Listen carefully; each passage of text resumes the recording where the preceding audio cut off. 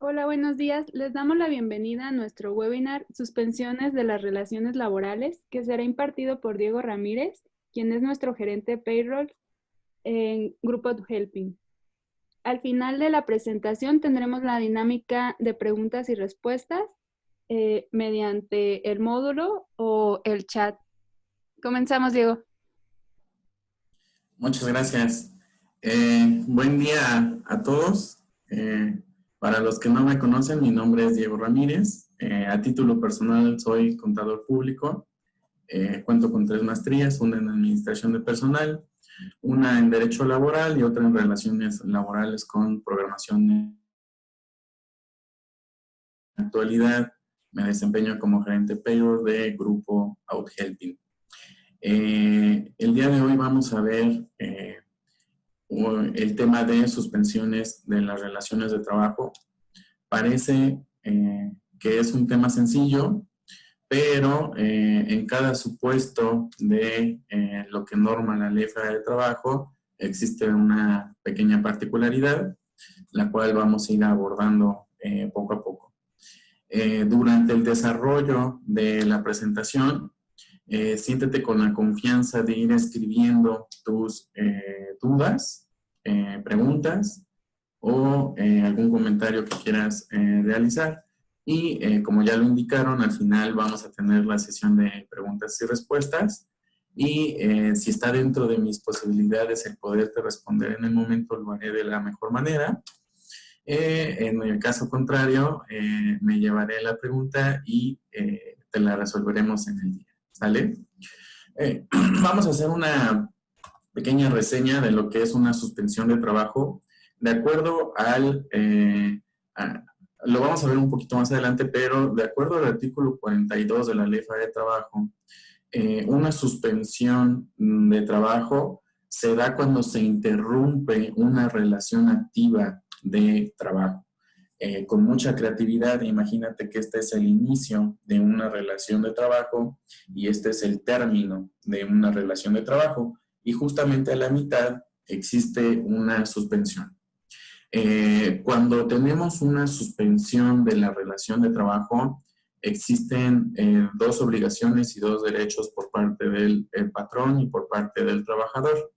Uno de ellos es que el patrón no está obligado a pagar salario o a pagar algún tipo de remuneración porque no está recibiendo un trabajo a cambio, ¿no? Recordemos que el salario es la remuneración de un trabajo realizado, un trabajo, servicio u obra realizada, ¿no? Y por el lado del trabajador, no existe la obligación de prestar el servicio y también no existe la obligación de exigir el pago de alguna retribución, llámese salario o compensación que va acompañada del paquete compensacional, ¿no? Entonces, esto es prácticamente lo que comprende una suspensión de trabajo. Es la suspensión activa de la relación, donde no existe pago por un trabajo realizado y tampoco existe la obligación de exigir un pago por un trabajo no realizado. De acuerdo a lo que se tutela en el artículo 42 de la Ley Federal del Trabajo, donde se estipulan los escenarios para las suspensiones laborales, el primero lo tutelan como la enfermedad contagiosa del trabajador. ¿Y qué pudiéramos encajar en este supuesto como enfermedad contagiosa? Pues bueno, la misma definición de enfermedad contagiosa dentro del reglamento de la Ley Federal de Trabajo establece como enfermedad contagiosa aquellas bacterias o microorganismos u hongos que viven en una persona, que pueden ser contagiadas por el mismo contacto o por superficies a más personas. Algo similar como lo que ahora tenemos del COVID, ¿no? La enfermedad contagiosa se podría considerar como el COVID hoy en día, y eso ocasiona una suspensión laboral.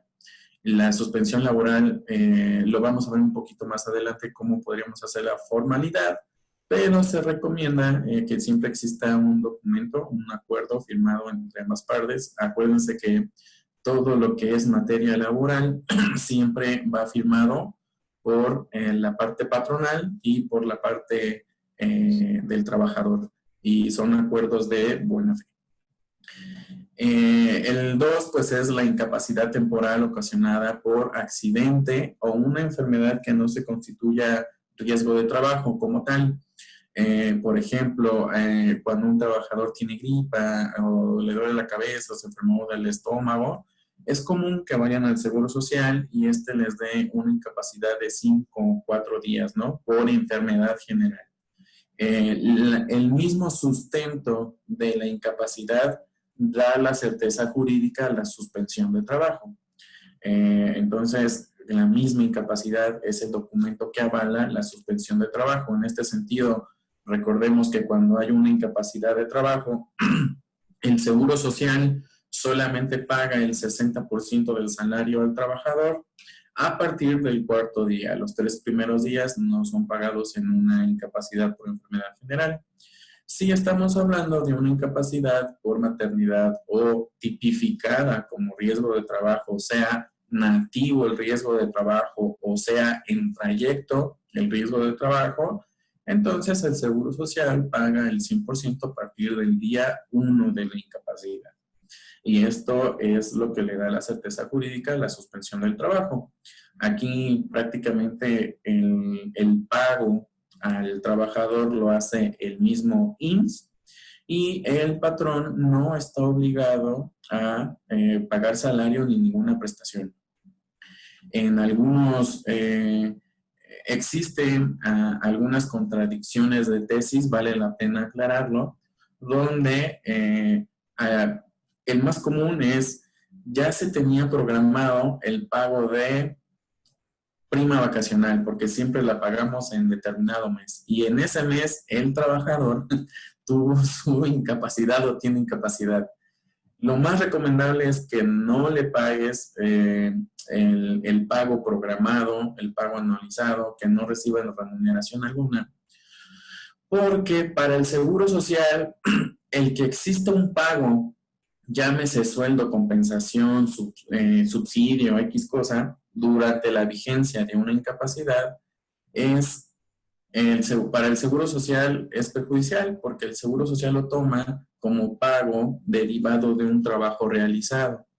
Entonces, en ese sentido, lo que el Seguro Social regularmente hace, y es normal, es suspender el pago de las incapacidades subsecuentes, si se llegaron a dar del individuo, y esto lo hace con el fin de una cosa, que la persona no esté obrando mal y cobre doble.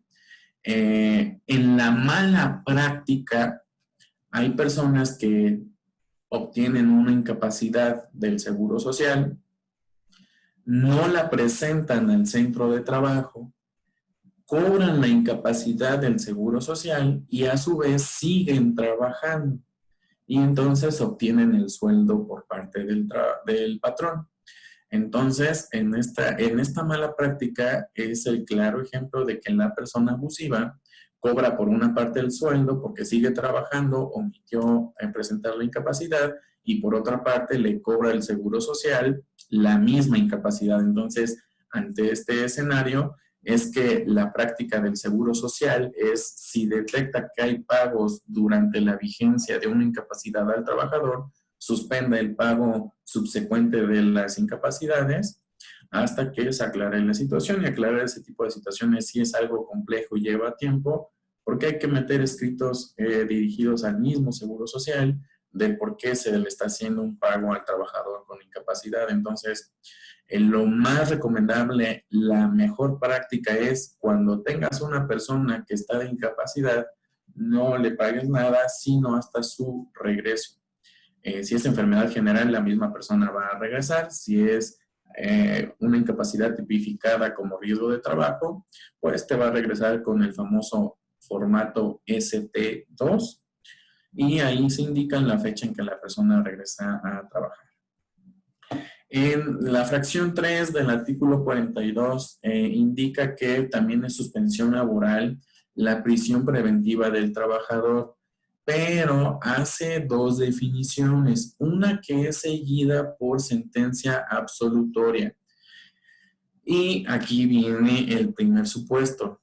Sentencia absolutoria quiere decir cuando el trabajador cae en prisión preventiva por defenderse él mismo en defensa propia o por defender el centro de trabajo o al mismo patrón.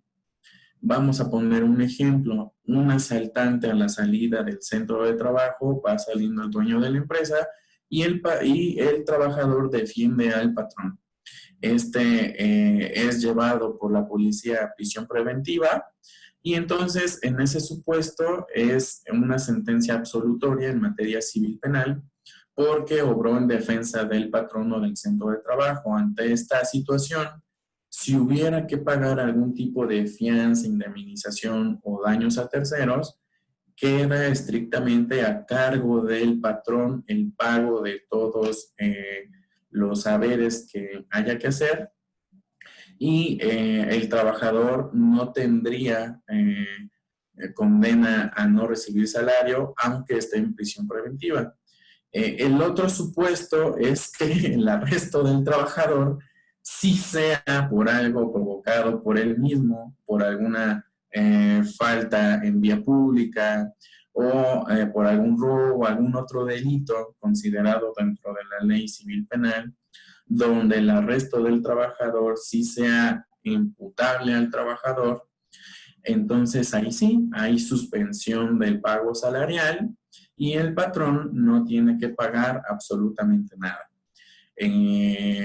Como dato adicional, en esta fracción, el año pasado se reformó el Código Civil Penal, donde está tipificado ya como arresto de una persona el no pagar pensión alimenticia. Entonces, imagínense ustedes a un trabajador que no está evadiendo el pago de la pensión alimenticia. A veces conocemos muy bien esos esquemas que andan saltando de trabajo en trabajo o muchas veces hacen una reducción de salario con acuerdo del patrón para pagar menos pensión alimenticia. En esos esquemas ya está considerada también la prisión preventiva, el arresto de la persona y entonces en ese supuesto también el patrón no pagaría ningún tipo de salario a la persona. En el segundo escenario que te di en esto que se reformó en la ley civil penal el año pasado, en el caso que el patrón llegue al acuerdo con el trabajador de disminuir el salario para que pague menos pensión alimenticia o hacer algún tipo de elusión o evasión dentro de la nómina del trabajador para pagar menos pensión alimenticia, no solamente el trabajador tendría prisión preventiva, también la tendría el patrón o representante legal del centro de trabajo. Esto ya viene regulado y la reforma existió el año pasado en lo civil penal, ¿no? Y nació por el abuso de estas figuras dentro de los juzgados civiles familiares. La fracción 5 nos dice el incumplimiento de los servicios o desempeño a cargos mencionados del artículo 5 constitucional. Y el artículo 5 constitucional nos habla de que cualquier persona física se puede dedicar a cualquier negocio o trabajo siempre y cuando sea lícito.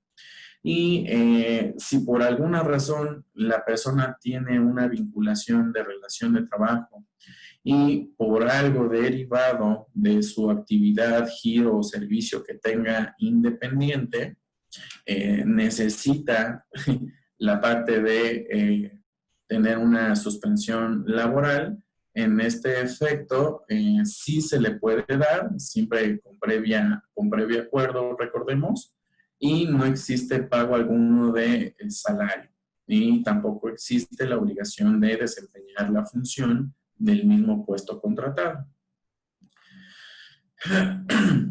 También en la fracción 6 está considerada, es muy común que esto se da más en las plantas, es muy poco notorio en los corporativos, es más común en las plantas, en los centros de trabajo grandes, donde hay una norma en la Secretaría de Trabajo donde cuando tenemos una comisión que está integrada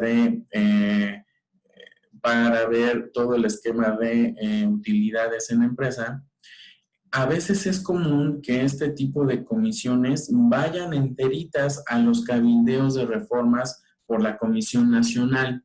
Por ejemplo, ahorita estamos en el mes de noviembre, diciembre. En estos meses ya la Comisión Nacional de Salarios Mínimos está ya viendo con el sector privado cuánto va a ser el aumento del salario mínimo a partir del 1 de enero del 2021. Para esto, la Comisión Nacional de Salarios Mínimos se basa del PIB, del porcentaje de la inflación y del crecimiento económico. Y también hace un cabildeo con el sector privado. Y en el sector privado no es que vaya el dueño de la empresa a decir su propuesta para ver si suben de más o de menos el salario mínimo, sino que van las comisiones de cada centro de trabajo, se llaman comisiones mixtas, y participan en este tipo de cabildeo. Durante ese tipo de cabildeos, regularmente existe la suspensión laboral porque las personas están sometidas a un cabildeo. Ya quedará de común acuerdo con el patrón si durante este tipo de cabildeo existe la remuneración de salario o no. Lo que la ley de trabajo avala hasta este punto es que si no existe un trabajo realizado, no existe una remuneración de salario. Pero hay algunos esquemas donde la empresa sí reconoce que aunque estén en este tipo de comisiones, están representando al centro de trabajo y como tal sí les pagan un salario. Pero eso ya es de común acuerdo. Y lo repito, lo que la ley indica en esta fracción hasta aquí es, pues no existe como tal, como la obligación de pagar el salario porque no hay un trabajo desempeñado.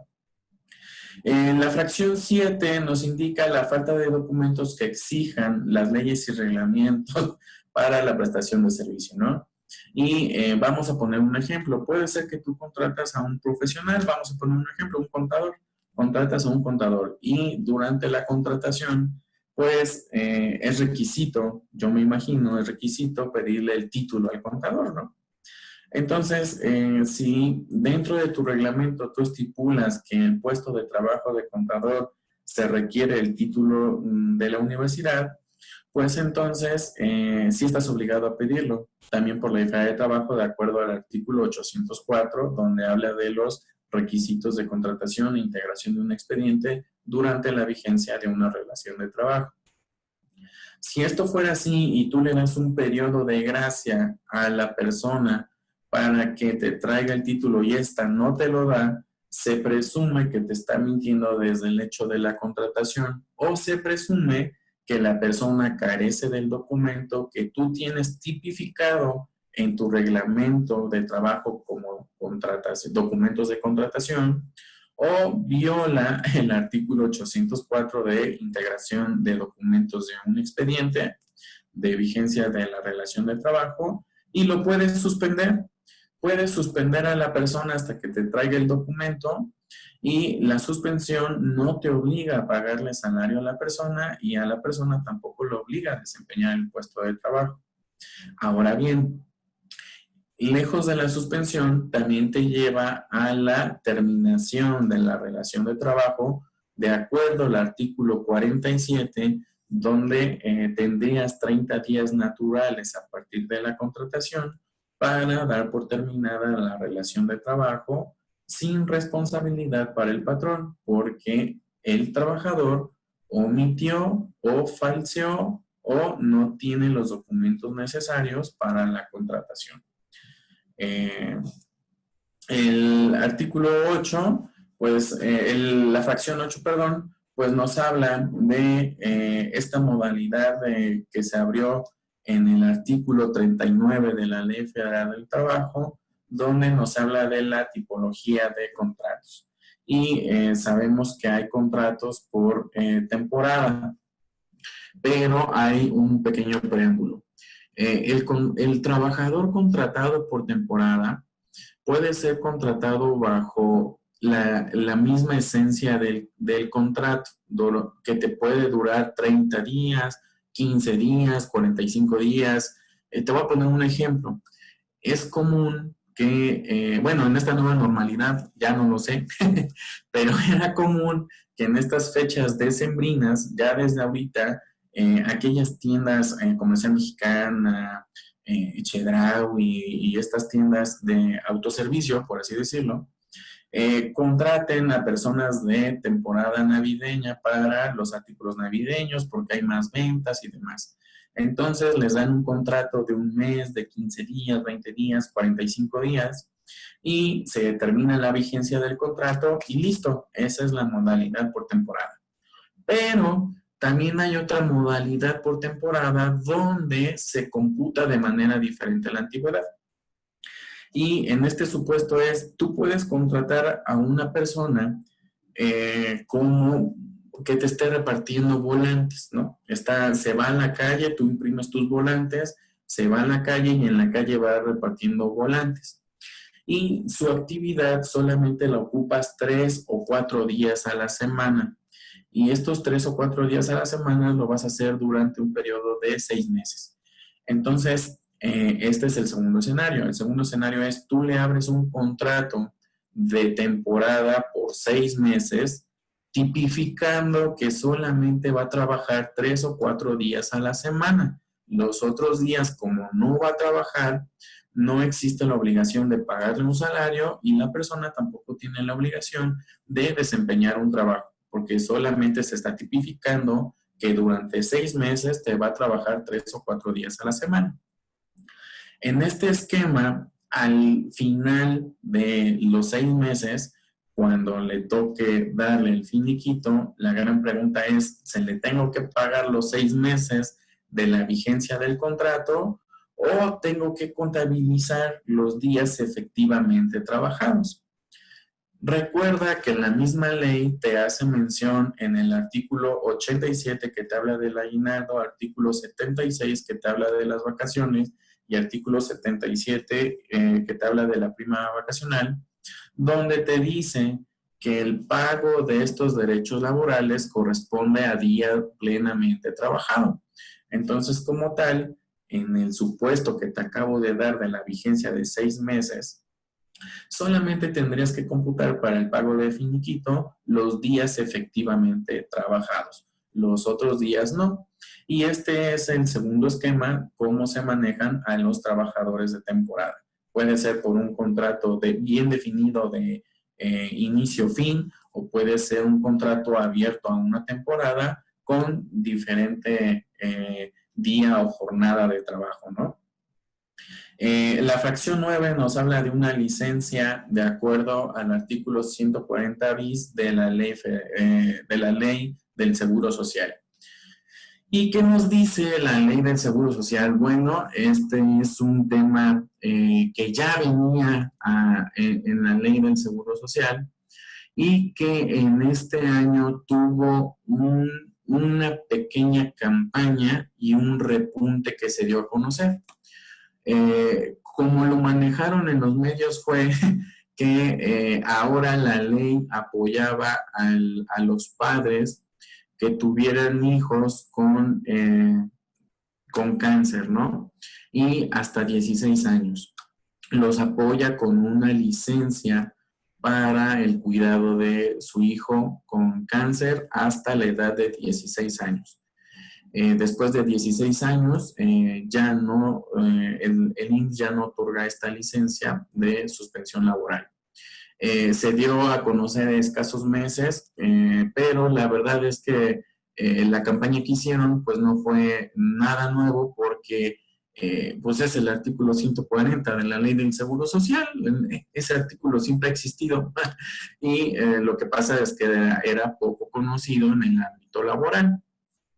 ¿Y cómo funciona? Bueno, la Ley del Seguro Social indica que el Instituto Mexicano otorga un tipo certificado, es una carta certificada por el mismo Instituto Médico de Consultorio, donde lo dirige a la empresa y le dice, oye empresa, el trabajador tal, o sea, te detallan el nombre, tiene a su hijo con tratamientos de cáncer, tiene la edad de 15 años y se le otorga una licencia de 1 o hasta 28 días para el cuidado del paciente con cáncer. Esta constancia puede ser expedida tanto para la mamá, tanto para el papá. Aquí no hay una distinción de si el papá es el papá biológico o si el papá es el papá adoptivo. No hay distinción. El Seguro Social extiende la constancia de buena fe para la persona y la persona con esta constancia va al centro de trabajo, la entrega, el patrón la recibe y es como una incapacidad. Tiene un folio también. Es una constancia con un folio y esta constancia con folio se captura como una incapacidad, tiene el dato de una incapacidad y durante esa vigencia de la constancia de cuidado de los menores de edad, recordemos que para la Ley Federal del Trabajo están reconocidos menores de edad hasta el tope de 16 años. Son considerados mayores de edad a partir de 17 para arriba para poder trabajar con permiso y de 18 para arriba libremente. Entonces, por eso, de acuerdo a la Ley Federal del Trabajo, la Ley del Seguro Social también se tipifica hasta 16 años como menores de edad y es por eso que se extiende esta licencia hasta los menores de edad de 16 años con cáncer. Les extienden la licencia a los papás para el cuidado de su hijo durante el tratamiento y abarca de 1 y hasta 28 días. Puede ser que esta constancia tenga más expediciones, o sea, como constancias subsecuentes. La respuesta es sí.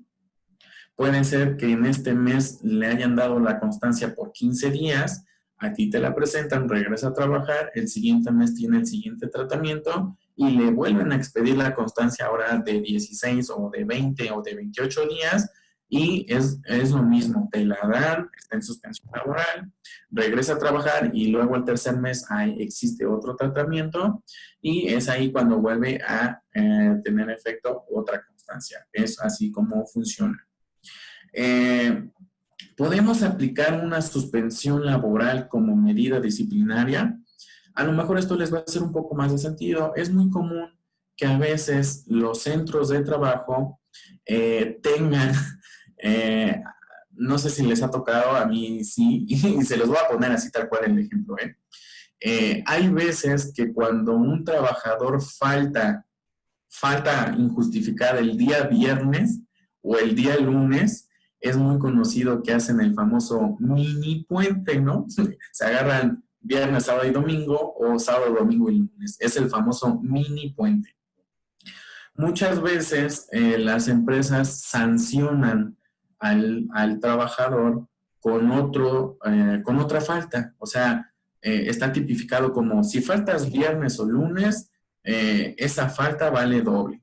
Y te hago trabajar los demás días bien, pero la falta de viernes y lunes vale doble, ¿no? Ese es el primer ejemplo. El otro ejemplo es, faltaste viernes o lunes, te suspendo otro día de la semana, ¿no? Y ya el supervisor, viendo cómo tiene programado el absentismo programado, pues ya es como ver si le conviene suspenderlo en esta semana o hasta la otra, ¿no? Son esquemas comunes y son los más socorridos, ¿no? Ahora, vamos a ver qué implica cada uno. El primer escenario que te di es, el trabajador faltó el viernes o lunes por su mini puente, lo que conocemos como hizo San Lunes, ¿no? O hizo San Viernes. Y la empresa lo sanciona diciéndole vas a tener la aplicación de la doble falta. Pero el trabajador sí laboró de martes a viernes o a sábado su jornada, ¿no? De la siguiente semana, considerando que es una semana vencida. En este esquema, recordemos que nuestros ordenamientos legales en materia de derecho, sea civil, laboral, penal, intrafamiliar, la materia que ustedes quieran, una persona no puede ser sancionada 2 veces por el mismo delito. Y esto abarca también lo laboral. Si la persona faltó en viernes y lunes, tú ya le estás aplicando una falta por el día que no asistió a laborar. Y eso es sancionado porque no tiene la retribución de su salario. Si tú en tu centro de trabajo aplicas la doble falta, en estricto sentido, tú como patrón estás aplicando una ilegalidad a la Ley Federal de Trabajo. Y la ilegalidad es que estás aplicando doble la sanción por el mismo delito que fue la falta. Ahora, el segundo escenario que yo te di es muy común que los centros de trabajo en el mini puente, en la falta viernes y lunes, suspendan al trabajador programadamente. Que yo te dije, el supervisor ya ve su absentismo y ve si le conviene suspenderlo en esa misma semana o en la siguiente, ¿no? En ese sentido, regularmente sí se puede hacer porque ya es con otro concepto en la nómina. Fíjate bien, la discrepancia laboral, ¿eh? Ya es, como ya lo tienes con otro concepto, sí se puede. ¿Por qué? Porque la falta que te hizo el día viernes o lunes está tipificada en la nómina tal cual como falta. Y la suspensión lo metes con el concepto de suspensión y está programado a esa misma semana o a la siguiente, ¿no? Eso sí se puede hacer y lo puedes hacer también porque regularmente este tipo de sanciones deben de estar dentro del reglamento de interior del trabajo.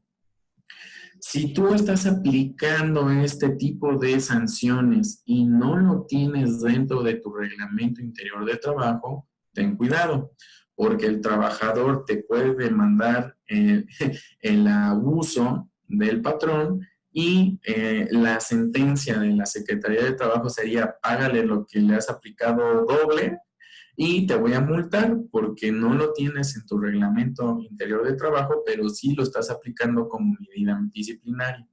Ese es el primer escenario. El segundo escenario es, yo sí lo tengo tipificado en mi reglamento interior de trabajo. Bueno, recuerda que el reglamento interior de trabajo no es un papel que debas de tener en tu archivar o en alguna carpeta. El reglamento interior de trabajo debes de presentarlo ante la Secretaría del Trabajo y una vez que te lo acepte y te lo avale la Secretaría del Trabajo, este tiene fecha de entrada en vigor a partir del siguiente día, ¿sale? Entonces, no puedes hacer tú mismo tu reglamento interior de trabajo y al mismo tiempo aplicarlo inmediatamente porque ya necesitas aplicar disciplina en tu centro de trabajo. No funciona así.